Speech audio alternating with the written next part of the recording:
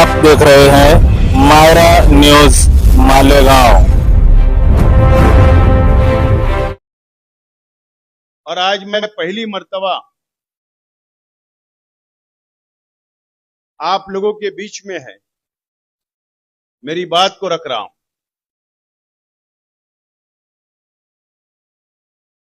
और आपके सामने स्क्रीन भी लगी हुई।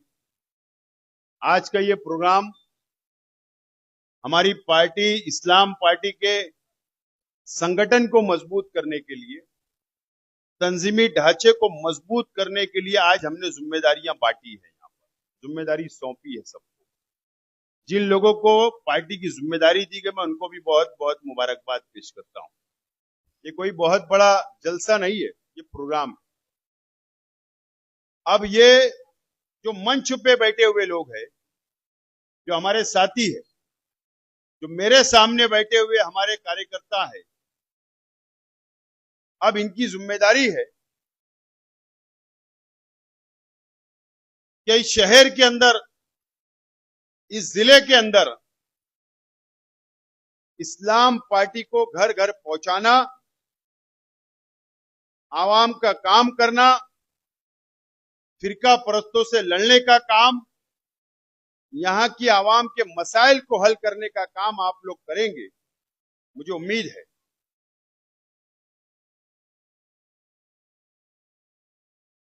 और आपको लड़ना भी है और जीतना भी है। डरने की जरूरत नहीं है। बहुत मुश्किलें आती है जब सियासत के अंदर हम है, बहुत तकलीफ का सामना करना पड़ता है, डिपार्टमेंट का सामना करना पड़ता है, क्योंकि हमारे मुखालिफ ये चाहेंगे कि इस्लाम पार्टी औरंगाबाद शहर के अंदर बढ़ ना पाए, मजबूत ना हो पाए। इसके लिए पूरी ताकत लगाने का काम किया जाएगा। और हमारी जो मध्य मुकाबले पार्टी है, ये शिवसेना और भारतीय जनता पार्टी से मिलकर आप लोगों को रोकने का काम भी करेगी। तो इसलिए आपको डरना नहीं है, लड़ना है, ताकत से लड़ना है। और लड़कर ये शहर को जीतना है, ये शहर की आवाम के दिलों के अंदर हमको जगह बनाने का काम करना है। और इस्लाम पार्टी आपके साथ मजबूती के साथ खड़े रहेगी, मैं आपको इस बात का यकीन दिलाता हूं। एक नांदेड़ शहर है, हैदर पटेल साहब है जो एमआईएम के अंदर पहले काम किया करते थे, वहां से एमआईएम पार्टी की एंट्री महाराष्ट्र में हुई और आपके शहर औरंगाबाद के अंदर आई। ये बात मुझे समझती है।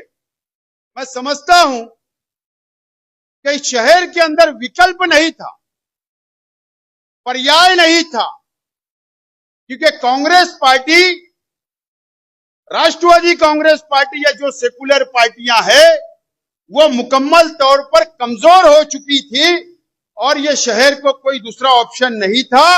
इसके लिए एमआईएम को पसंद कर रहे थे, मजबूरी में पसंद किया जा रहा था, खुशी से नहीं। क्योंकि मुसलमान कुछ भी कर सकता है, लेकिन शिवसेना और भाजपा को कभी वोट नहीं दे सकता। इसके लिए एमआईएम को वोट देकर हर मर्तबा यहां पर कामयाबी दिलाने का काम यहां की आवाम ने किया। ये बात ये शहर को भी समझती है, शहर के बाशऊर लोगों को भी इस बात को समझते हैं वो भी। और आज आप लोग विकल्प के तौर पर आप लोग सामने आ रहे हैं, इसके लिए आपको रोकने की कोशिश की जाएगी, लेकिन हमको रुकना नहीं है, बल्कि लड़ना है, आवाम के लिए लड़ना है। और इस शहर को बचाने का काम अब आप लोगों को करना होगा। हम आपके साथ। शहर की आवाम ने एमएलए चुनकर दिया। शहर को क्या मिला? शहर का कौन सा विकास हुआ? शहर का कौन सा डेवलप हुआ? शहर के कौन से बच्चों को रोजगार मिला? कौन से बच्चों को तालीम मिली? या कौन से बच्चों को यहाँ की आवाम के लिए एक बहुत बड़ा हॉस्पिटल बना दिया गया?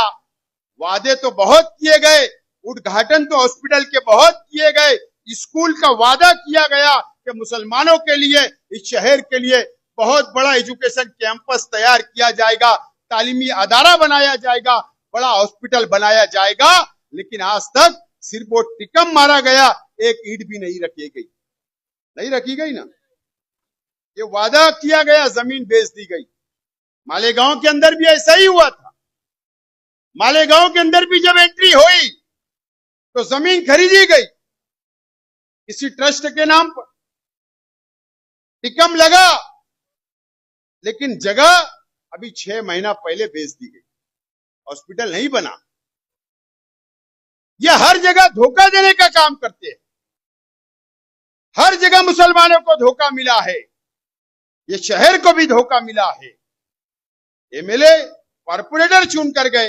अरे आपने तो तारीख लिखने का काम किया था कि औरंगाबाद डिस्ट्रिक्ट ने यहां से लोकसभा के अंदर इमाम को उम्मीदवार चुन कर दिया।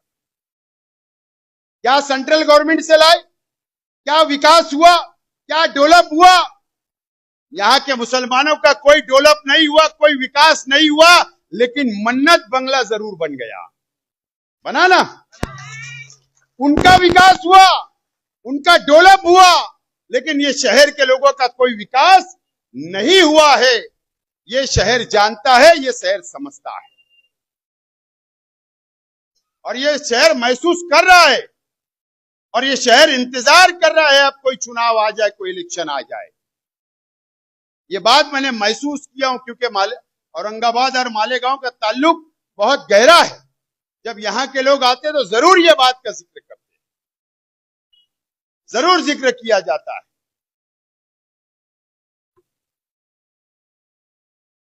मुझे बताओ, कौम और मिल्लत की दुआई दी जाती हर जगह, जज्बाती बातें की जाती, नौजवानों के जज्बात से खेलने का काम किया जाता। जो लोगों ने यहां पर पार्टी को, इमाम को मजबूत किया था, वो आज हमारे मंच पे। कई लोगों को धोखा मिला, टिकट के नाम पर कारपोरेशन के इलेक्शन में 50 लाख रुपए का टिकट बेचा गया, 25 लाख का बेचा गया, सौदा किया गया, सौदा, और टिकट दिए गए जिनके अंदर काबिलियत नहीं थी। उन लोगों को टिकट सिर्फ इस बुनियाद पर मिला कि उन्होंने लाखों रुपया दिया और टिकट बेचकर पैसा और धंधा व्यापार करने का काम किया गया। ये किस लिए किया जाता? इस औरंगाबाद के मुसलमानों के नाम पर। यहां के नौजवानों के जज्बात के साथ खेला गया, मां बहनों के जज्बात के साथ खेला गया, यहां की आवाम के जज्बात के साथ खेला गया, और रुपया पैसा लेकर कारपोरेशन का भी टिकट दिया गया इस शहर के अंदर। अब इस शहर को, यहां के नौजवानों को, यहां की मां बहनों को बेदार रहने की जरूरत। मैं यहां की सियासत देखता हूं, सिर्फ मीडिया की हद तक। महाराष्ट्र में कहीं कुछ हुआ तो यहां पर मीडिया ट्रायल चलाने के लिए गोदी मीडिया आकर माइक लगा देती है माजी खासदार के सामने, और वो जज्बाती बात बोल देते हैं, और बस सियासत की दुकान चल रही है, लेकिन ये शहर का विकास नहीं हो रहा है, ये शहर का डेवलप नहीं हो रहा है। अभी बताऊंगा मैं स्क्रीन के ऊपर। मीडिया भी यहां पर है, स्क्रीन देखना आप। इस महाराष्ट्र के अंदर जब से एमआईएम पार्टी आई, जब से सिर्फ धंधा और व्यापार होने का काम किया गया, बीजेपी की मदद करने का काम किया गया, शिवसेना की मदद करने का काम किया गया है, और इस महाराष्ट्र के मुसलमानों का सिर्फ सौदा करने का काम एमआईएम पार्टी ने की है। वो स्क्रीन के जरिए आपको जरूर बताऊंगा। दोस्तों और साथियों, अगर इस्लाम पार्टी की बुनियाद हमने मालेगांव में रखी तो हमारा मकसद, हमारी नीयत बिल्कुल साफ है, बिल्कुल साफ है। मैं आज यहां पर मीडिया से भी कहूंगा, मैं यहां पर औरंगाबाद की शहर की आवाम से कहूंगा इसलिए नीयत साफ है। 45 सीट इस्लाम पार्टी की हमने टिकट दिया मालेगांव शहर के अंदर। 35 कॉर्पोरेटर चुनकर आए, 35 और वो हमारे 45 जो उम्मीदवार थे उनसे जाकर आप हल्फिया उनसे बयान ले सकते हो कि शेख आसिफ ने 1 रुपया लिया होगा तो शेख आसिफ आज सियासत छोड़ने का ऐलान कर देगा, सियासत छोड़ दूंगा। हमारी नीयत बिल्कुल साफ है। और आज अगर औरंगाबाद में हम यह बुनियाद रखने के लिए आए तो आज इस महाराष्ट्र की हालत क्या है, इस महाराष्ट्र के मुसलमानों की हालत क्या है। आज जो अत्याचार किया जा रहा है, जो जुल्म मुसलमानों पे किया जा रहा है, दलित भाइयों के ऊपर जो जुल्म किया जा रहा है भारतीय जनता पार्टी की तरफ से, आरएसएस की तरफ से, पूरे महाराष्ट्र के अंदर मुसलमान परेशान हो चुका है, पूरे महाराष्ट्र के अंदर परेशान हो चुका है। कोई आवाज नहीं उठा, कोई बोलने वाला नहीं। लॉ जिहाद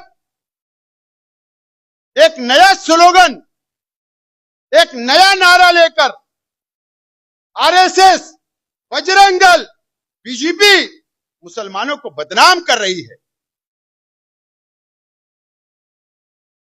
नासिक का टीसीएस प्रकरण जो निदा खान वाला है,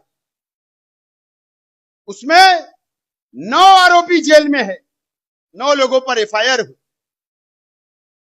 टीसीएस कंपनी टाटा की, वहां पर ये तमाम ही लोग जॉब करते थे, नौकरी करते थे। अब हर कंपनी में हिंदू और मुसलमान रहते, काम करते हैं। वहां पर इल्जाम लगाया गया, लॉ जिहाद के नाम से निदा खान को भी जेल भेज दिया गया। उसके नाम पर सियासत की रोटियां सेकी गई, लेकिन कोई मदद करने आगे नहीं आया।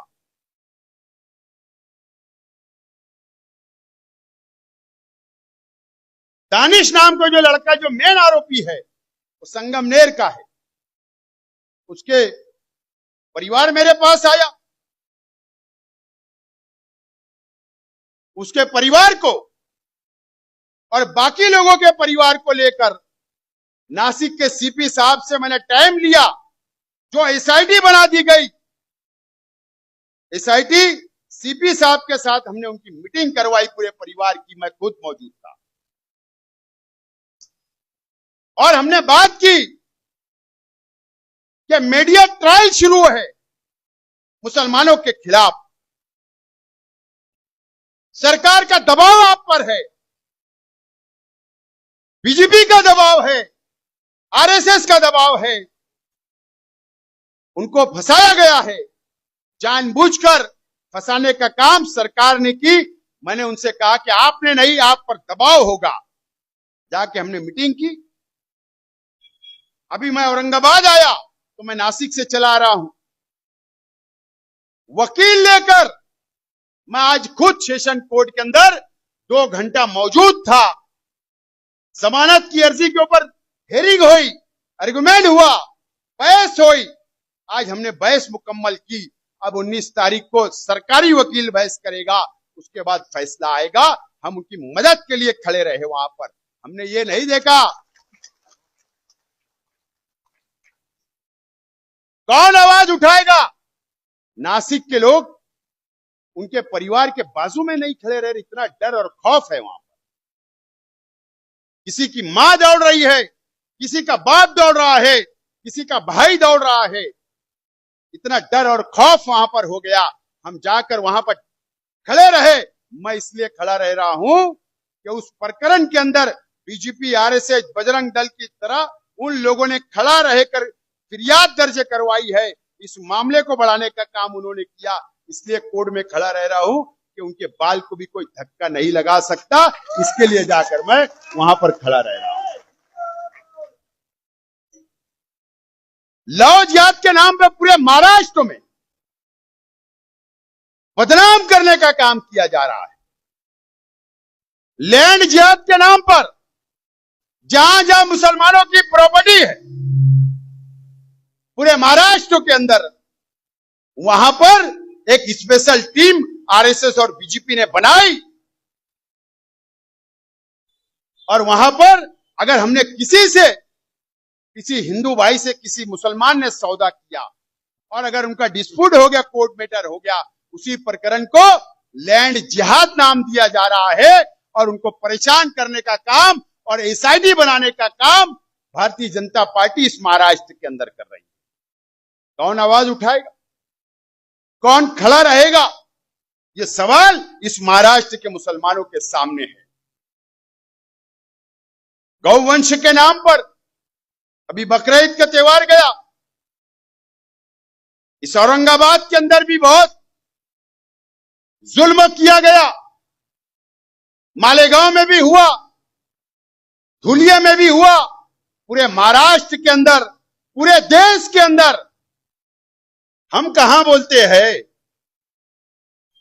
कि गौवंश की हम कुर्बानी कर रहे? क्या इस महाराष्ट्र का मुसलमान गौवंश की कुर्बानी नहीं करता? उसके बावजूद भी सिर्फ मुसलमानों का त्योहार है, फेस्टिवल है, इसके लिए इस नाम पर मोकोगा की कार्रवाई शुरू की जाती है। पूरे महाराष्ट्र के अंदर अलग अलग शहरों के अंदर मोकोगा लगाने की कोशिश की जा रही है, कई लोगों पर लगाया भी गया है। कौन आवाज उठाएगा? हमको रोका जा रहा है, हमारे फराइज को अंजाम देने से रोका जा रहा है, कोई आवाज उठाने वाला नहीं है। आप देखिए, मॉब लिंचिंग हुई, जलगांव डिस्ट्रिक्ट में हुई, चालीसगांव में हुई, कभी ट्रेन के अंदर होती है, हर जगह दाढ़ी वाले टोपी वाले नजर आते हैं तो 8-10 लोग मिलकर उनको मॉब लिंचिंग के नाम पर मारते हैं, मॉब लिंचिंग करते हैं, उनके साथ उनको जख्मी करते हैं, कत्ल कर देते हैं। कोई आवाज उठाने वाला नहीं है। कौन आवाज उठाएगा? ये सवाल इस महाराष्ट्र के सामने आज आकर खड़ा हो गया है, इस महाराष्ट्र के सामने खड़ा हुआ है। कौन आवाज उठाएगा? आज बीजेपी डराने का काम करती है, धमकाने का काम करती है। इस महाराष्ट्र के अंदर नहीं, पूरे देश के अंदर यही चल रहा है। आप देख लो, बंगाल पेट नहीं भरा, बीजेपी की सरकार आ गई, ममता बनर्जी के 80 एमएलए चुनकर आए, अपोजिशन में है, तोड़ने का काम किया जा रहा है, पार्टियों को खत्म करने का काम किया जा रहा है, दबाकर दादागिरी से लोकतंत्र की हत्या की जा रही है। क्या अब हमारी जिम्मेदारी नहीं है? क्या आवाज उठाना चाहिए, लड़ना चाहिए? मैं ये नहीं बोलता कि डंडा लेकर हमको लड़ना है, हालांकि गांधी जी ने तो डंडे का भी हुनर सिखा कर गए, लेकिन हम संविधान के तहत लड़ना चाहते हैं। संविधान ने जो हमें अधिकार दिया है उससे लड़ना चाहते हैं। इसके लिए क्या अब हमारी जिम्मेदारी नहीं है? इसीलिए इस पार्टी की बुनियाद रखी गई, इसीलिए रखी गई। अगर हम नहीं लड़ेंगे, नहीं आवाज उठाएंगे और ऐसी पार्टियों को अगर हम नहीं जानेंगे, तो अगर आज किसी दूसरी बहन के साथ या दूसरे भाई के साथ हो रहा है, कल आपके भाई के साथ, मेरे भाई के साथ, आपकी बहन के साथ, मेरी बहन के साथ भी इस राज्य में होगा और इस देश के अंदर होगा। तो आज हमारी जरूरत है इस बात की कि हमको मुत्तहिद होकर लड़ने की जरूरत है। इसके लिए इस पार्टी की बुनियाद रखी गई। हम तंजीमी ढांचा मजबूत कर रहे हैं, पूरे महाराष्ट्र के अंदर संगठन को बढ़ाने का काम कर रहे हैं। हम लड़ेंगे, अगर कोई अत्याचार करेगा, कोई नाइंसाफी करेगा, तो हम जरूर उनसे लड़ने का काम करेंगे। आज तो अफसोस होता है, अफसोस बहुत होता है कि एक रास्ता बचा था जो न्यायपालिका। इंसाफ सरकार नहीं देगी, हमें पता है, लेकिन उसके बाद हमको कोर्ट में जाना पड़ता है इंसाफ मांगने के लिए। सब कोर्ट ऐसी नहीं है, लेकिन ये देश ने, इस दुनिया ने ये भी देखा कि बाबरी मस्जिद का फैसला जो सुप्रीम कोर्ट के जज ने सुनाया था, उस मामले में वो चीफ जस्टिस को राज्यसभा का मेंबर बना दिया जाता है। जो 4 जज में ये भी शामिल थे जिनको राज्यसभा का मेंबर बनाया गया, प्रेस कॉन्फ्रेंस लेते हैं कि हमको सरकार का दबाव है। अगर सुप्रीम कोर्ट के जज बाहर आकर बैठकर ये प्रेस कॉन्फ्रेंस लेकर ये बात करते हैं कि सरकार का दबाव है, तो हम इंसाफ कहां मांगना है। लेकिन उम्मीद आज भी वही कोर्ट से है, वही संविधान से है। हमको लड़ना पड़ेगा और हमको आगे बढ़ना पड़ेगा। दोस्तों और साथियों, मैं 5 मिनट की मेरी तकरीर रोक रहा हूं, आप वीडियो देखियो, मैं उसका एक एक मिनट आपको बताऊंगा कि क्या है। शुरू कर दो भाई।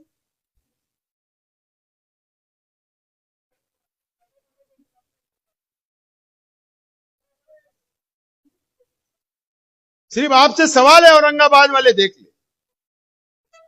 खासदार साहब है और जो खासदार है हेमंत पाटिल साहब, ये देखो, एक कर मिनट, रहे हैं वो लोग डिस्कस ये पिछले 5 साल असेंबली से पहले, एक मिनट रोको, स्टार्ट से लो, हाँ रोको। ये पिछली असेंबली की बॉडी के अंदर राज्यसभा का चुनाव था, जिस वक्त इमरान प्रतापगढ़ी ने राज्यसभा का नॉमिनेशन किया था, फॉर्म भरा था, उसी वक्त इलेक्शन की ये बात आपको याद दिलाने के लिए वो नाम का जिक्र कर रहा हूं।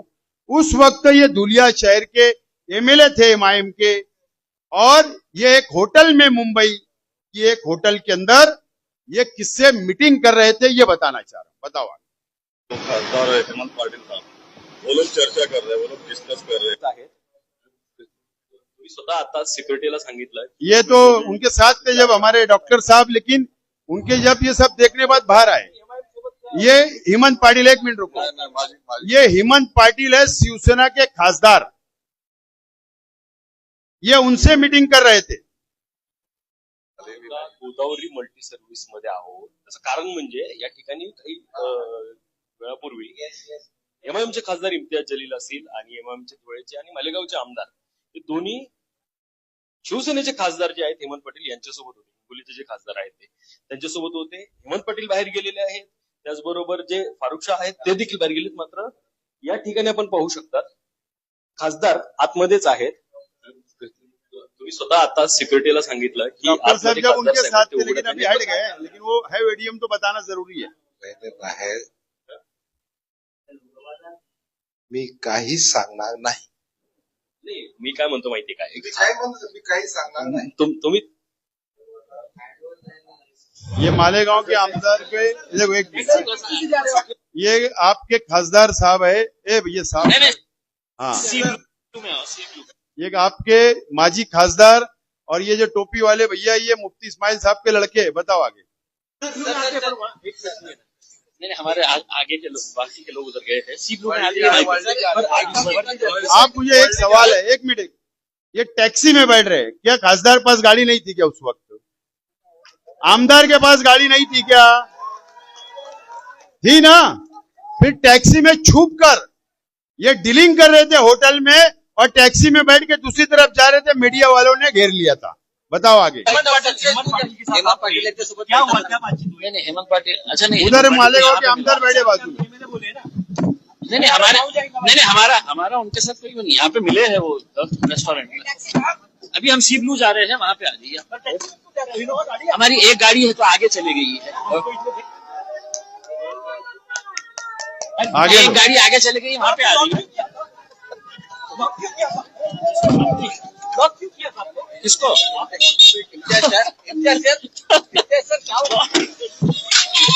नहीं, वो टैक्सी में भाग गए हो हैं? आगे लो, आगे बताओ रे भैया। आवाज मत करो मेरे भाई, ये एक मिनट। जब एकनाथ शिंदे साहब मुख्यमंत्री बने थे, ये एमआईएम के आमदार चुन कर आए थे। अब एमआईएम के आमदार को कि उस वक्त जो एकनाथ शिंदे सीएम बने थे उनसे मिलने जाना चाहिए था क्या? अब उनके इंटरव्यू सुनो तुम। नहीं सॉरी, ये विधान परिषद के ये वोट दे के बाहर लेकर ये वो सीन है, मैं वाला बात। वोटिंग हो गई है और क्या बताएंगे? ये टैक्सी के बाद का सीन है, दूसरे दिन का। वोटिंग का मतलब ही ये है कि किसको वोटिंग दी गई है उसको बताया ना जाए। वोटिंग का मतलब ये होता है इतनी बल एहतियात के साथ जो है वोटिंग की जाती है। लेकिन अपने महाविकास आघाड़ी को समर्थन दिया है, महाविकास आघाड़ी को समर्थन दिया क्या? आपको रिसीव करने के लिए शिवसेना के काफी आप मुझसे क्यों पूछ? क्या लगता है कौन जीतेगा? ये तो ऊपर वाला है। ऊपर वाला पर वोट सिर्फ इनको ही मास्क लगे, देखो सबको मास्क नहीं है मीडिया वालों को। जिसको ज्यादा वोट मिलेगी वो जीतेगा। अपने महाविकास आघाड़ी को समर्थन चल नेक्स्ट ले। एमआयएमचे आमदार मौलाना मुफ्ती एक मिनिट. मोहम्मद उद्या गैरहजर राहणार आहेत. आजही अध्यक्षपद निवडणुकीत एमआयएम गैरहजर होती. या सगळ्या संदर्भात त्यांच्याशी संवाद साधला. यानी वहां पर एकनाथ शिंदे जब चुन कर आए, सीएम बने थे, हाउस था दूसरे दिन, और एक मिनट, हाउस था दूसरे दिन और वोटिंग थी स्पीकर की। ये हज का बहाना बना के निकल लिए। लेकिन सवाल ये है कि जहां पर शिवसेना बीजेपी के 5 स्टार होटल के अंदर एमएलए रुके हुए थे, तो ये एमआईएम के आमदार वहां क्या कर रहे थे और क्या? सुनो सिर्फ बात, आप बताओ। एमआयएमचे आमदार मौलाना मुफ्ती मोहम्मद आपल्याबरोबर आहेत. त्यांनी नुकतीच मुख्यमंत्र्यांची भेट घेतलेली आहे. शिंदे गटाचे आमदार ज्या ठिकाणी आहेत त्याच ठिकाणी हे आमदार आलेले होते. आपण निवडणुकीसाठी गैरहजर राहतात आणि इकडे शिंदे गटातील आमदारांची भेट घेत आहेत. मैं मालेगांव था और मुझे हज के लिए जाना है। हज के ताल्लुक से जो पेपर वर्क था उस ताल्लुक से मुझे हज हाउस में बुलाया गया था। मुझे ऐसा लग रहा था कि एक 10-15 मिनट का काम होगा, वो निपटा के मैं आ जाऊंगा। मैं वहां गया तो जो लोग बुलाए थे वही लोग मौजूद हाजिर नहीं थे, तो मुझको आने में देर हुई, इसलिए मैं हाउस में तो नहीं था। मुझे हज पर जाना है, मैं कल भी नहीं रहूंगा, आज रात मेरी रवानगी है। तो ये हुआ कि किसी को ऐसा नहीं लगे कि ये दोनों दिन गैर हाजिर सीएम साहब जो है, कम से कम उनके कान पर बात आ जाए कि मैं नहीं हूँ, हज पे जा रहा हूँ इसलिए नहीं। एक बात बताओ, एमआईएम के आमदार सीएम साहब से क्यों बोलेंगे कि मैं कल हाजिर नहीं रहूंगा? आपके कान पे बात सटल में ना जबी ना, तो बोलने का मतलब अगर मैं दूसरी पार्टी का आमदार है, जब मैं बीजेपी के शिवसेना के खिलाफ वोट मांगा हूं, तो मैं उनसे मिलने क्यों जाऊंगा? मैं सीधा हाउस में जाऊंगा।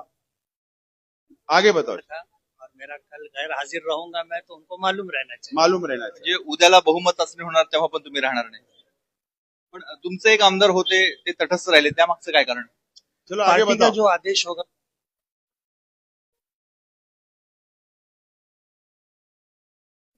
मालेगावच्या राजकारणात उथल पुथल. एमआयएमचे आमदार मुफ्ती इस्माईल व गटनेते अब्दुल मलिक युनुस इसा यांनी शिवसेनेचे मंत्री दादा भुसे यांची घेतली भेट. 2 दिवसांवर असलेल्या महापौर उपमहापौर निवडणुकांच्या पार्श्वभूमीवर एमआयएम व शिवसेना नेत्यांमध्ये झालेल्या बैठकीमुळे राजकीय चर्चांना उधाण. दरम्यान एमआयएमचे आमदार मुफ्ती इस्माईल यांनी माध्यमांना प्रतिक्रिया देणे टाळले. एक तर मिनट, ये दादा भुसे साहब शिवसेना के मंत्री है, शिक्षण मंत्री है मालेगांव के। अभी जो महापौर का चुनाव हुआ 3 महीना पहले, इस्लाम पार्टी का मेयर, समाजवादी का डिप्टी मेयर का फॉर्म हमने भरा। ये शिवसेना के दादा भुसे के पास 2 दिन पहले जाते, हम आपको वोट देंगे, आप उम्मीदवार खड़ा करो। बाद में इतना प्रेशर आया मुसलमानों का, जब जाकर ये तटस्थ रहे और हमने शिवसेना के सामने इलेक्शन जीता और हमने इस्लाम पार्टी की पहली मेयर बनाई। ये वो आगे लो, चलो ची उत्तरे दिली. मालेगाव आगे महापालिकेत नेक्स्ट ले, चल फटा, टाइम कम। एमआयएमचे आमदार मौलाना मुफ्ती मोहम्मद भाजपा आणि एमआयएमची युती झाली आहे.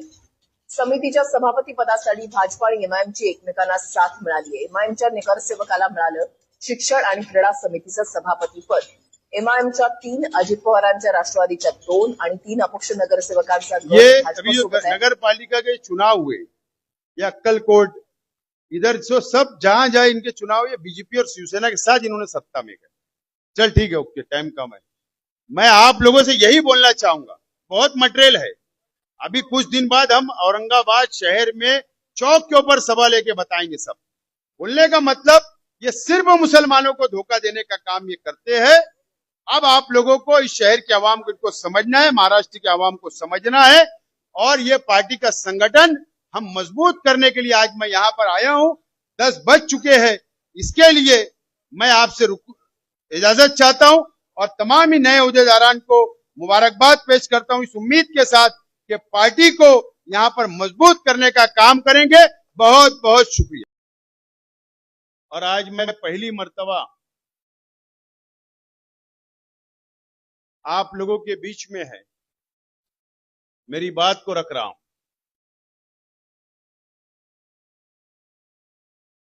और आपके सामने स्क्रीन भी लगी हुई.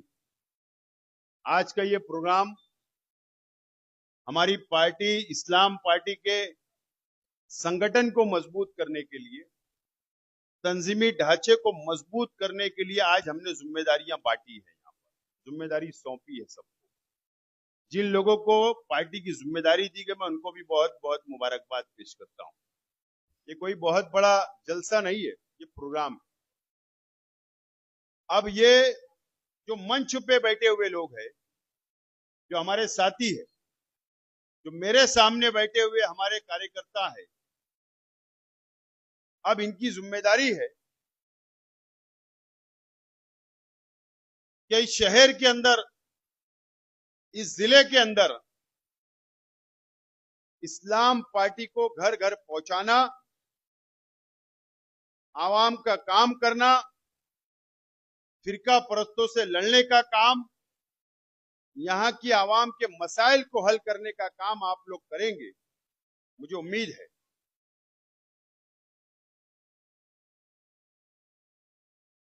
और आपको लड़ना भी है और जीतना भी है.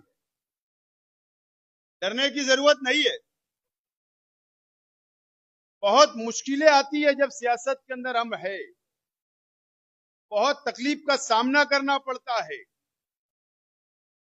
डिपार्टमेंट का सामना करना पड़ता है, क्योंकि हमारे मुखालिफ ये चाहेंगे कि इस्लाम पार्टी औरंगाबाद शहर के अंदर बढ़ ना पाए, मजबूत ना हो पाए. इसके लिए पूरी ताकत लगाने का काम किया जाएगा. और हमारी जो मध्य मुकाबले पार्टी है, ये शिवसेना और भारतीय जनता पार्टी से मिलकर आप लोगों को रोकने का काम भी करेगी. तो इसलिए आपको डरना नहीं है, लड़ना है, ताकत से लड़ना है, और लड़कर ये शहर को जीतना है. ये शहर की आवाम के दिलों के अंदर हमको जगह बनाने का काम करना है. और इस्लाम पार्टी आपके साथ मजबूती के साथ खड़े रहेगी. मैं आपको इस बात का यकीन दिलाता हूं. एक नांदेड़ शहर है, हैदर पटेल साहब है, जो एमआईएम के अंदर पहले काम किया करते थे. वहां से एमआईएम पार्टी की एंट्री महाराष्ट्र में हुई और आपके शहर औरंगाबाद के अंदर आई. ये बात मुझे समझती है. मैं समझता हूं कि इस शहर के अंदर विकल्प नहीं था, पर्याय नहीं था, क्योंकि कांग्रेस पार्टी, राष्ट्रवादी कांग्रेस पार्टी या जो सेकुलर पार्टियां हैं, वो मुकम्मल तौर पर कमजोर हो चुकी थी और ये शहर को कोई दूसरा ऑप्शन नहीं था. इसके लिए एमआईएम को पसंद कर रहे थे, मजबूरी में पसंद किया जा रहा था, खुशी से नहीं. क्योंकि मुसलमान कुछ भी कर सकता है, लेकिन शिवसेना और भाजपा को कभी वोट नहीं दे सकता. इसके लिए एमआईएम को वोट देकर हर मर्तबा यहां पर कामयाबी दिलाने का काम यहां की आवाम ने किया. ये बात ये शहर को भी समझती है, शहर के बाशऊर लोगों को भी इस बात को समझते हैं वो भी.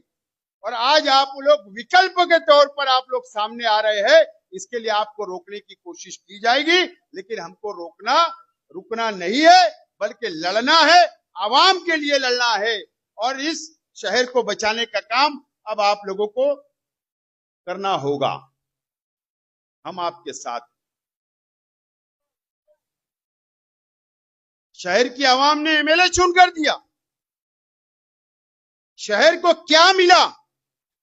शहर का कौन सा विकास हुआ? शहर का कौन सा डेवलप हुआ? शहर के कौन से बच्चों को रोजगार मिला? कौन से बच्चों को तालीम मिली?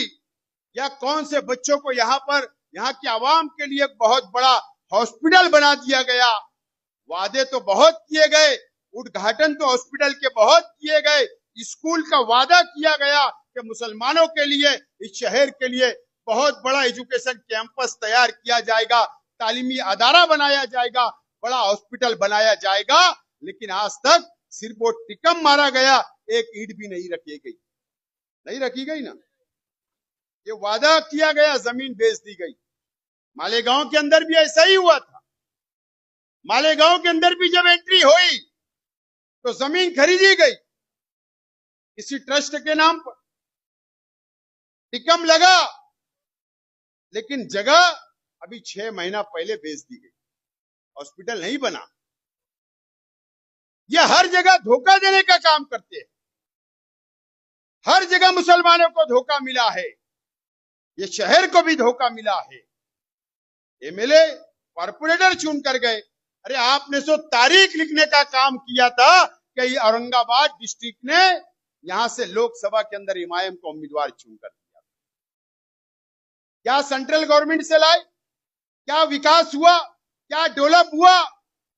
यहाँ के मुसलमानों का कोई डेवलप नहीं हुआ, कोई विकास नहीं हुआ, लेकिन मन्नत बंगला जरूर बन गया।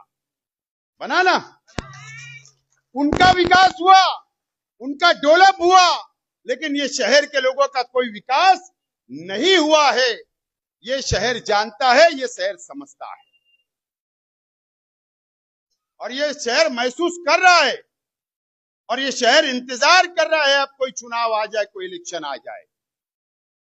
ये बात मैंने महसूस किया हूं, क्योंकि औरंगाबाद और मालेगांव का ताल्लुक बहुत गहरा है।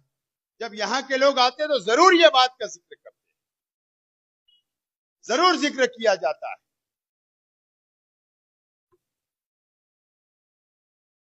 मुझे बताओ, कौम और मिल्लत की दुआई दी जाती हर जगह, जज्बाती बातें की जाती, नौजवानों के जज्बात से खेलने का काम किया जाता। जो लोगों ने यहां पर पार्टी को, एमआईएम को मजबूत किया था, वो आज हमारे मंच पे। कई लोगों को धोखा मिला। टिकट के नाम पर कारपोरेशन के इलेक्शन में 50 लाख रुपए का टिकट बेचा गया, 25 लाख का बेचा गया, सौदा किया गया, सौदा, और टिकट दिए गए जिनके अंदर काबिलियत नहीं थी।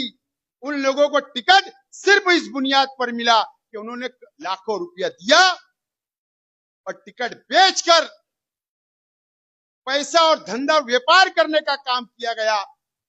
ये किस लिए किया जाता? इस औरंगाबाद के मुसलमानों के नाम पर।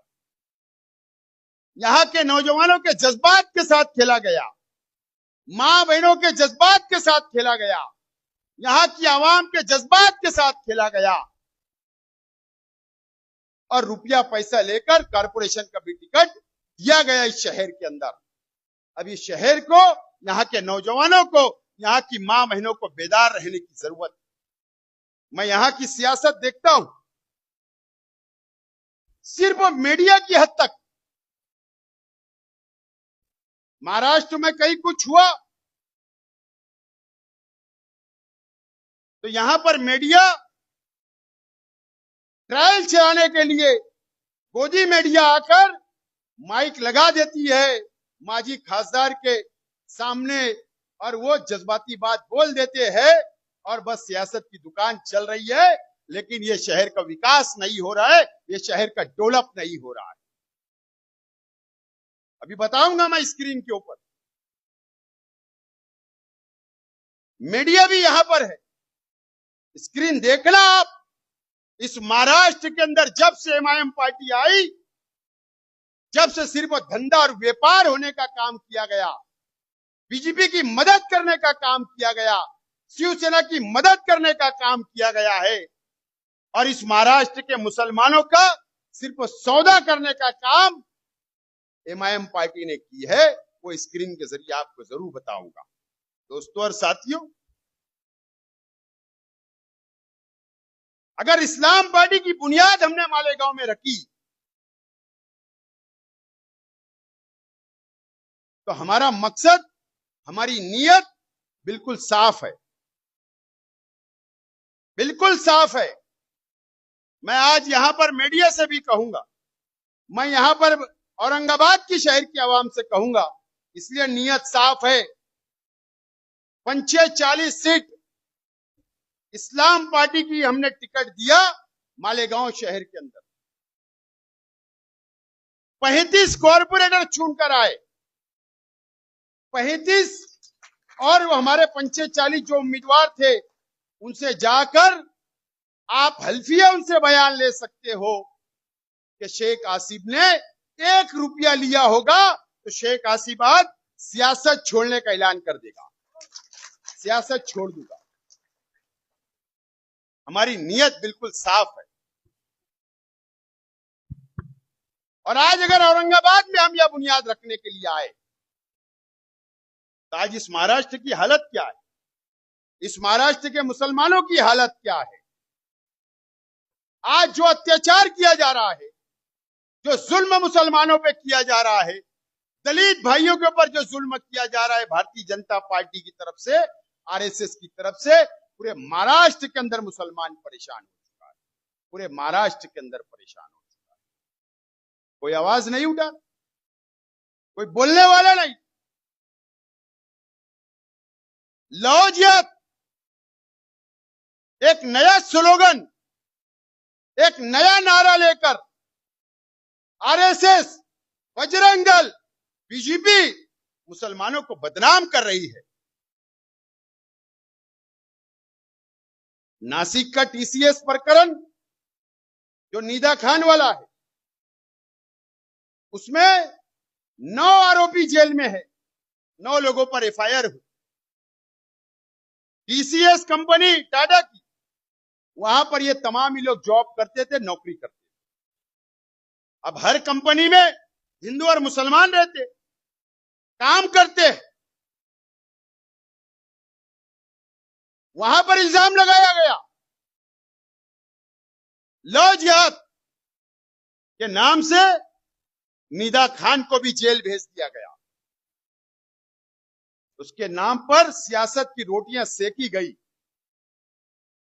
लेकिन कोई मदद करने आगे नहीं आया।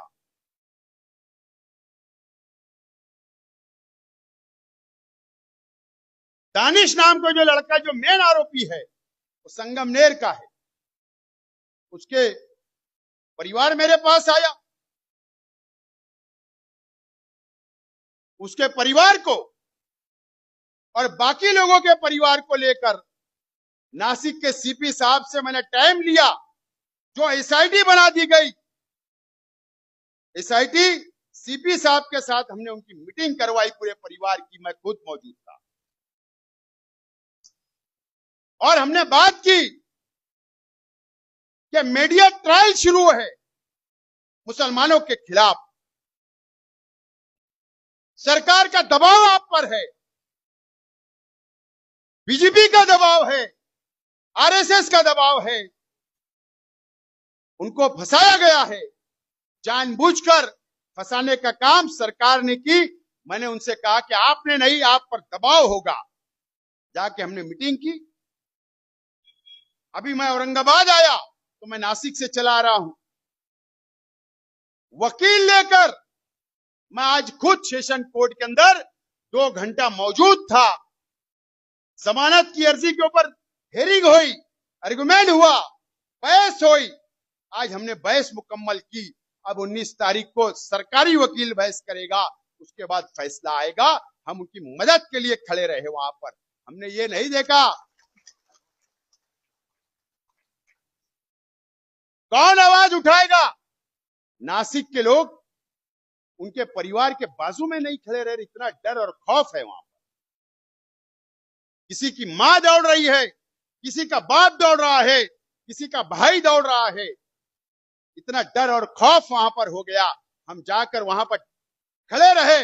मैं इसलिए खड़ा रह रहा हूं कि उस प्रकरण के अंदर बीजेपी, आरएसएस, बजरंग दल की तरह उन लोगों ने खड़ा रहकर फिरियाद दर्ज करवाई है। इस मामले को बढ़ाने का काम उन्होंने किया, इसलिए कोर्ट में खड़ा रह रहा हूं कि उनके बाल को भी कोई धक्का नहीं लगा सकता। इसके लिए जाकर मैं वहां पर खड़ा रह रहा हूं। लव जिहाद के नाम पर पूरे महाराष्ट्र में बदनाम करने का काम किया जा रहा है। लैंड जिहाद के नाम पर जहां जहां मुसलमानों की प्रॉपर्टी है पूरे महाराष्ट्र के अंदर, वहां पर एक स्पेशल टीम आरएसएस और बीजेपी ने बनाई और वहां पर अगर हमने किसी हिंदू भाई से किसी मुसलमान ने सौदा किया और अगर उनका डिस्प्यूट हो गया, कोर्ट मैटर हो गया, उसी प्रकरण को लैंड जिहाद नाम दिया जा रहा है और उनको परेशान करने का काम और एसआईटी बनाने का काम भारतीय जनता पार्टी इस महाराष्ट्र के अंदर कर रही है। कौन आवाज उठाएगा, कौन खड़ा रहेगा, ये सवाल इस महाराष्ट्र के मुसलमानों के सामने है। गौवंश के नाम पर अभी बकरीद का त्योहार गया, इस औरंगाबाद के अंदर भी बहुत जुल्म किया गया। मालेगांव में भी हुआ, धुलिया में भी हुआ, पूरे महाराष्ट्र के अंदर, पूरे देश के अंदर। हम कहां बोलते हैं कि गौवंश की हम कुर्बानी कर रहे? क्या इस महाराष्ट्र का मुसलमान गौवंश की कुर्बानी नहीं करता? उसके बावजूद भी सिर्फ मुसलमानों का त्योहार है, फेस्टिवल है, इसके लिए इस नाम पर मोकोगा की कार्रवाई शुरू की जाती है। पूरे महाराष्ट्र के अंदर अलग अलग शहरों के अंदर मोकोगा लगाने की कोशिश की जा रही है, कई लोगों पर लगाया भी गया है। कौन आवाज उठाएगा? हमको रोका जा रहा है, हमारे फराइज को अंजाम देने से रोका जा रहा है, कोई आवाज उठाने वाला नहीं है। आप देखिए, मॉब लिंचिंग हुई, जलगांव डिस्ट्रिक्ट में हुई, 40 गांव में हुई, कभी ट्रेन के अंदर होती है। हर जगह दाढ़ी वाले, टोपी वाले नजर आते हैं तो 8-10 लोग मिलकर उनको मॉब लिंचिंग के नाम पर मारते हैं, मॉब लिंचिंग करते हैं, उनके साथ उनको जख्मी करते हैं, कत्ल कर देते हैं। कोई आवाज उठाने वाला नहीं है। कौन आवाज उठाएगा? ये सवाल इस महाराष्ट्र के सामने आज आकर खड़ा हो गया है, इस महाराष्ट्र के सामने खड़ा हुआ है। कौन आवाज उठाएगा? आज बीजेपी डराने का काम करती है, धमकाने का काम करती है। इस महाराष्ट्र के अंदर नहीं, पूरे देश के अंदर यही चल रहा है। आप देख लो, बंगाल पेट नहीं भरा, बीजेपी की सरकार आ गई, ममता बनर्जी के 80 एमएलए चुनकर आए, अपोजिशन में है, तोड़ने का काम किया जा रहा है, पार्टियों को खत्म करने का काम किया जा रहा है, दबाकर दादागिरी से लोकतंत्र की हत्या की जा रही है। क्या अब हमारी जिम्मेदारी नहीं है? क्या आवाज उठाना चाहिए, लड़ना चाहिए? मैं ये नहीं बोलता कि डंडा लेकर हमको लड़ना है। हालांकि गांधी जी ने तो डंडे का भी हुनर सिखा कर गए, लेकिन हम संविधान के तहत लड़ना चाहते हैं। संविधान ने जो हमें अधिकार दिया है उससे लड़ना चाहते हैं। इसके लिए क्या अब हमारी जिम्मेदारी नहीं है? इसीलिए इस पार्टी की बुनियाद रखी गई, इसीलिए रखी गई। अगर हम नहीं लड़ेंगे, नहीं आवाज उठाएंगे और ऐसी पार्टियों को अगर हम नहीं जानेंगे, तो अगर आज किसी दूसरी बहन के साथ या दूसरे भाई के साथ हो रहा है, कल आपके भाई के साथ, मेरे भाई के साथ, आपकी बहन के साथ, मेरी बहन के साथ भी इस राज्य में होगा और इस देश के अंदर होगा। तो आज हमारी जरूरत है इस बात की कि हमको मुत्तहिद होकर लड़ने की जरूरत है। इसके लिए इस पार्टी की बुनियाद रखी गई। हम तंजीमी ढांचा मजबूत कर रहे हैं। पूरे महाराष्ट्र के अंदर संगठन को बढ़ाने का काम कर रहे हैं। हम लड़ेंगे। अगर कोई अत्याचार करेगा, कोई नाइंसाफी करेगा, तो हम जरूर उनसे लड़ने का काम करेंगे। आज तो अफसोस होता है, अफसोस बहुत होता है कि एक रास्ता बचा था, जो न्यायपालिका। इंसाफ सरकार नहीं देगी, हमें पता है, लेकिन उसके बाद हमको कोर्ट में जाना पड़ता है इंसाफ मांगने के लिए। सब कोर्ट ऐसी नहीं है, लेकिन ये देश ने, इस दुनिया ने ये भी देखा कि बाबरी मस्जिद का फैसला जो सुप्रीम कोर्ट के जज ने सुनाया था, उस मामले में वो चीफ जस्टिस को राज्यसभा का मेंबर बना दिया जाता है। जो 4 जज में ये भी शामिल थे जिनको राज्यसभा का मेंबर बनाया गया, प्रेस कॉन्फ्रेंस लेते हैं कि हमको सरकार का दबाव है। अगर सुप्रीम कोर्ट के जज बाहर आकर बैठकर ये प्रेस कॉन्फ्रेंस लेकर ये बात करते हैं कि सरकार का दबाव है, तो हम इंसाफ कहां मांगना है। लेकिन उम्मीद आज भी वही कोर्ट से है, वही संविधान से है। हमको लड़ना पड़ेगा और हमको आगे बढ़ना पड़ेगा।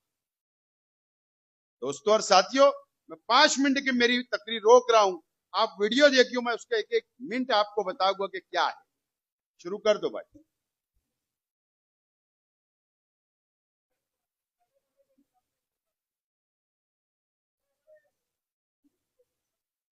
सिर्फ आपसे सवाल है, औरंगाबाद वाले देख ले। खासदार साहब है और जो खासदार हेमंत पाटिल साहब, ये देखो, एक कर रहे हैं, वो लोग डिस्कस ये पिछले 5 साल असेंबली से पहले, एक मिनट रोको, स्टार्ट से लो, हाँ रोको। ये पिछली असेंबली की बॉडी के अंदर राज्यसभा का चुनाव था, जिस वक्त इमरान प्रतापगढ़ी ने राज्यसभा का नॉमिनेशन किया था, फॉर्म भरा था। उसी वक्त इलेक्शन की ये बात आपको याद दिलाने के लिए वो नाम का जिक्र कर रहा हूं। उस वक्त ये धुलिया शहर के एमएलए थे एमआईएम के, और ये एक होटल में, मुंबई की एक होटल के अंदर ये किससे मीटिंग कर रहे थे, ये बताना चाह रहा हूं। बताओ। जो खासदार हेमंत पाटिल साहब, वो लोग चर्चा कर रहे हैं, वो लोग डिस्कस कर रहे हैं। तुम्ही स्वतः आता सिक्युरिटीला सांगितलं, ये तो उनके साथ थे जब हमारे डॉक्टर साहब, लेकिन उनके जब ये सब देखने बाद बाहर आए। ये हेमंत पाटिल, एक मिनट रुको, ये हेमंत पाटिल है शिवसेना के खासदार, ये उनसे मीटिंग कर रहे थे। गोदावरी मल्टी सर्व्हिस मध्ये आहोत, त्याचं कारण म्हणजे या ठिकाणी काही वेळापूर्वी एमआयएमचे खासदार इम्तियाज जलील असतील आणि एमआयएमचे धुळेचे आणि मालेगावचे आमदार, हे दोन्ही शिवसेनेचे खासदार जे आहेत हेमंत पाटील यांच्यासोबत होते, हिंगोलीचे जे खासदार आहेत ते त्यांच्यासोबत होते। हेमंत पाटील बाहेर गेलेले आहेत, त्याचबरोबर जे फारुख शाह आहेत ते देखील बाहेर गेलेत। मात्र या ठिकाणी आपण पाहू शकतात खासदार आतमध्येच आहेत। तुम्ही स्वतः आता सिक्युरिटीला सांगितलं की डॉक्टर साहब जब उनके साथ थे, लेकिन अभी हट गए, लेकिन वो है एडीएम, तो बताना जरूरी है। पहिले बाहेर मी काही सांगणार नाही। नाही, मी काय म्हणतो माहिती काय, मी काय म्हणतो, मी काही सांगणार नाही। तुम्ही ये मालेगांव के आमदार पे देखो, एक मिनट, ये आपके खासदार साहब है, ये साहब, हाँ, ये आपके माजी खासदार, और ये जो टोपी वाले भैया, ये मुफ्ती इस्माइल साहब के लड़के। बताओ आगे। नहीं हमारे आगे के लोग बाकी के लोग उधर गए थे सीप लोग आप मुझे एक सवाल है, एक मिनट, ये टैक्सी में बैठ रहे हैं, क्या खासदार पास गाड़ी नहीं थी क्या उस वक्त? आमदार के पास गाड़ी नहीं थी क्या? थी ना? फिर टैक्सी में छुप कर ये डीलिंग कर रहे थे होटल में, और टैक्सी में बैठ के दूसरी तरफ जा रहे थे, मीडिया वालों ने घेर लिया था। बताओ आगे। हेमंत पाटिल अच्छा नहीं उधर मालेगांव के आमदार बैठे बाजू में। नहीं हमारा उनके साथ कोई नहीं, यहाँ पे मिले हैं वो रेस्टोरेंट में। अभी हम सीबलू जा रहे हैं, वहाँ पे आ जाइए। हमारी एक गाड़ी है तो आगे चली गई है, आगे एक गाड़ी आगे चली गई, वहाँ पे आ जाइए। किसको?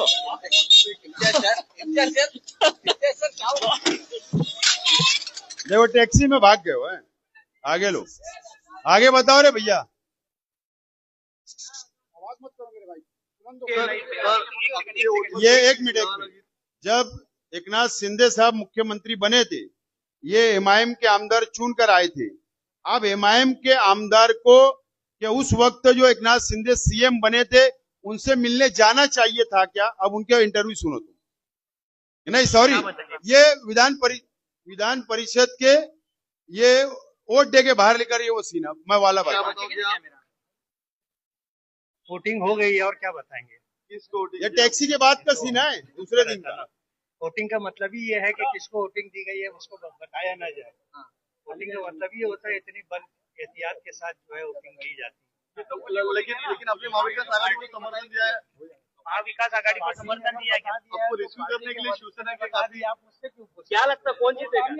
ये तो ऊपर वाला है, ऊपर वाले को वोट सिर्फ इनको ही मास्क लगे, देखो सबको मास्क नहीं है मीडिया वालों को। जिसको ज्यादा वोट मिलेगी वो जीतेगा। अपने महाविकास आघाड़ी को समर्थन। चल नेक्स्ट ले। एमआयएम चे आमदार मौलाना मुफ्ती मोहम्मद उद्या गैरहजर राहणार आहेत। आजही अध्यक्षपद निवडणुकीत एमआयएम गैरहजर होती। या सगळ्या संदर्भात त्यांच्याशी संवाद साधला। वहां पर एकनाथ शिंदे जब चुन कर आए, सीएम बने थे, हाउस था दूसरे दिन, और एक मिनट, हाउस था दूसरे दिन और वोटिंग थी स्पीकर की। ये हज का बहाना बना के निकल लिए। लेकिन सवाल ये है कि जहां पर शिवसेना बीजेपी के 5 स्टार होटल के अंदर एमएलए रुके हुए थे, तो ये एमआईएम के आमदार वहां क्या कर रहे थे और क्या? सुनो सिर्फ बात, आप बताओ। एमआयएमचे आमदार मौलाना मुफ्ती मोहम्मद आपल्या बरोबर आहेत। त्यांनी नुकतीच मुख्यमंत्र्यांची भेट घेतलेली आहे। शिंदे गटाचे आमदार ज्या ठिकाणी आहेत त्याच ठिकाणी हे आमदार आलेले होते। आपण निवडणुकीसाठी गैरहजर राहतात आणि इकडे शिंदे गटातील आमदारांची भेट घेत आहेत। मैं मालेगांव था और मुझे हज के लिए जाना है। हज के ताल्लुक से जो पेपर वर्क था उस ताल्लुक से मुझे हज हाउस में बुलाया गया था। मुझे ऐसा लग रहा था कि एक 10-15 मिनट का काम होगा, वो निपटा के मैं आ जाऊंगा। मैं वहां गया तो जो लोग बुलाए थे वही लोग मौजूद हाजिर नहीं थे, तो मुझको आने में देर हुई, इसलिए मैं हाउस में तो नहीं था। मुझे हज पर जाना है, मैं कल भी नहीं रहूंगा, आज रात मेरी रवानगी है। तो ये हुआ कि किसी को ऐसा नहीं लगे कि ये दोनों दिन गैर हाजिर सीएम साहब जो है, कम से कम उनके कान पर बात आ जाए कि मैं नहीं हुआ, हज पे जा रहा हूँ इसलिए नहीं। एक बात बताओ, एमआईएम के आमदार सीएम साहब से क्यों बोलेंगे कि मैं कल हाजिर नहीं रहूंगा? आपके कान पे बात सटल में ना जभी ना, तो बोलने का मतलब अगर मैं दूसरी पार्टी का आमदार है, जब मैं बीजेपी के शिवसेना के खिलाफ वोट मांगा हूं, तो मैं उनसे मिलने क्यों जाऊंगा? मैं सीधा हाउस में जाऊंगा। आगे बताओ। और मेरा कल गैर हाजिर रहूंगा मैं, तो उनको मालूम रहना चाहिए। म्हणजे उद्याला बहुमत असणे होणार तेव्हा पण तुम्ही राहणार नाही। पण तुमचे एक आमदार होते ते तटस्थ राहिले, त्यामागचं काय कारण? चलो आगे बताओ। जो आदेश होगा।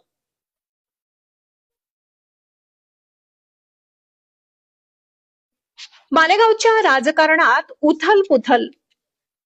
एमआयएमचे आमदार मुफ्ती इस्माईल व गटनेते अब्दुल मलिक युनुस इसा यांनी शिवसेनेचे मंत्री दादा भुसे यांची घेतली भेट।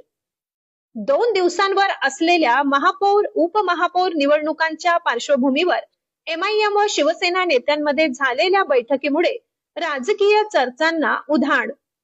दरम्यान एमआयएमचे आमदार मुफ्ती इस्माईल यांनी माध्यमांना प्रतिक्रिया देणे टाळले, तर ये दादा भुसे साहब शिवसेना के मंत्री है, शिक्षण मंत्री है मालेगांव के। अभी जो महापौर का चुनाव हुआ 3 महीना पहले, इस्लाम पार्टी का मेयर, समाजवादी का डिप्टी मेयर का फॉर्म हमने भरा। ये शिवसेना के दादा भूसे के पास 2 दिन पहले जाते, हम आपको वोट देंगे, आप उम्मीदवार खड़ा करो। बाद में इतना प्रेशर आया मुसलमानों का, जब जाकर ये तटस्थ रहे और हमने शिवसेना के सामने इलेक्शन जीता और हमने इस्लाम पार्टी की पहली मेयर बनाई। ये वो आगे लो, चलो ची उत्तरे दिली। मालेगाव आगे महापालिकेत नेक्स्ट MIM ले चल, फटा टाइम कम। MIM चे आमदार मौलाना मुफ्ती मोहम्मद भाजपा आणि एमआयएमची युती झाली आहे। समितीच्या सभापती पदासाठी भाजपा आणि एमआयएमची एकमेकांना साथ मिळाली आहे। एमआयएमच्या नगरसेवकाला मिळालं शिक्षण आणि क्रीडा समितीचं सभापतीपद। एमआयएमच्या 3, अजित पवारांच्या राष्ट्रवादीच्या 2 आणि 3 अपक्ष नगरसेवकांचा ये गट अभी जो भाजपसोबत आहे। नगर पालिका के चुनाव हुए, या अक्कलकोट, इधर जो सब जहां जहां इनके चुनाव, ये बीजेपी और शिवसेना के साथ इन्होंने सत्ता में गए। चल ठीक है, ओके, टाइम कम है। मैं आप लोगों से यही बोलना चाहूंगा, बहुत मटेरियल है। अभी कुछ दिन बाद हम औरंगाबाद शहर में चौक के ऊपर सभा लेके बताएंगे सब। बोलने का मतलब, ये सिर्फ मुसलमानों को धोखा देने का काम ये करते हैं। अब आप लोगों को, इस शहर के आवाम को इनको समझना है, महाराष्ट्र के आवाम को समझना है, और ये पार्टी का संगठन हम मजबूत करने के लिए आज मैं यहाँ पर आया हूँ। 10 बज चुके हैं, इसके लिए मैं आपसे इजाजत चाहता हूँ और तमाम ही नए उहदेदारान को मुबारकबाद पेश करता हूँ, इस उम्मीद के साथ कि पार्टी को यहाँ पर मजबूत करने का काम करेंगे। बहुत बहुत शुक्रिया।